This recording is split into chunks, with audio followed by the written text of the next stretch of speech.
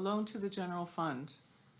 Ratify a loan in the amount of $4 million from the Capital Projects Fund to the general fund.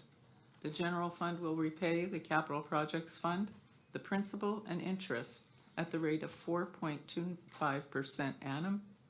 It is anticipated that the loan will be repaid along with any accrued interest in June of 2023. Move to ratify. Second.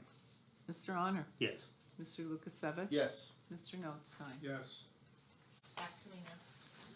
With regards to the loan to the general fund of the $4 million, can you talk a little bit about what's going on there? I think it makes the commissioners look bad, that we're over budgeting. I can tell you right now, if you look at it like over the years, and this could even be an issue that even went back all the way to 2017. And every you see it once in a while, we loan them money and loan them money. And it was going from 1 quarter to 2 quarters. Now we're up to that we're not getting a reimbursement somewhere between 3 quarters and a whole year. Referring to children and youth. Yes, to the children and youth. But here we're at the mercy of getting a loan. And you see what, we got to pay percentage on it. And there's another one, and it's just not children and youth. We just had a request from aging that we're behind. They need $330,888, and that's what we have to carry over to. But when we get bills like this that we aren't being reimbursed for, I think it was like $3.4 million we're behind on children and youth, and then this other one on top for the $330,000. And I just want to stress that it's not us.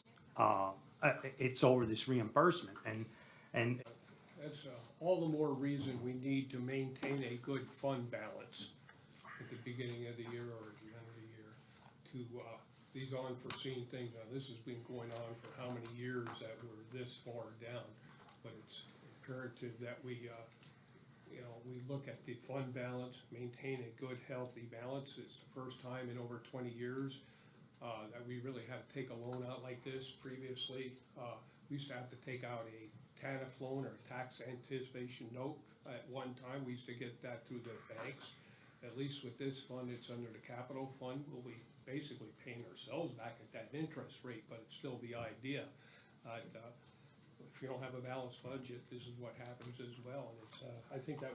I'm going to speak to the taxpayers of Carbon County. Make it clear there is a tyranny of taxation here in Carbon County at the municipal, the school district, and the county level. So let me give a little perspective to this loan that may go to June, right? About $49,500 in interest.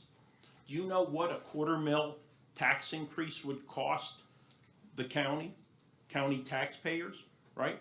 Basically, that would bring in around $396,000 each year, but in perpetuity.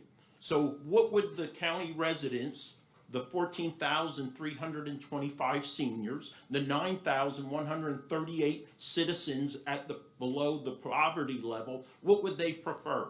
The county to use $49,000, $50,000 out of contingency to pay interest, or do they want to be taxed for the remainder of their lives, and which is $400,000 annually coming out of their pockets? I will take that $49,500 interest payment every day, and I'll join the people, the 90.3% of citizens in Carbon County who have a high school education and understand basic mathematics.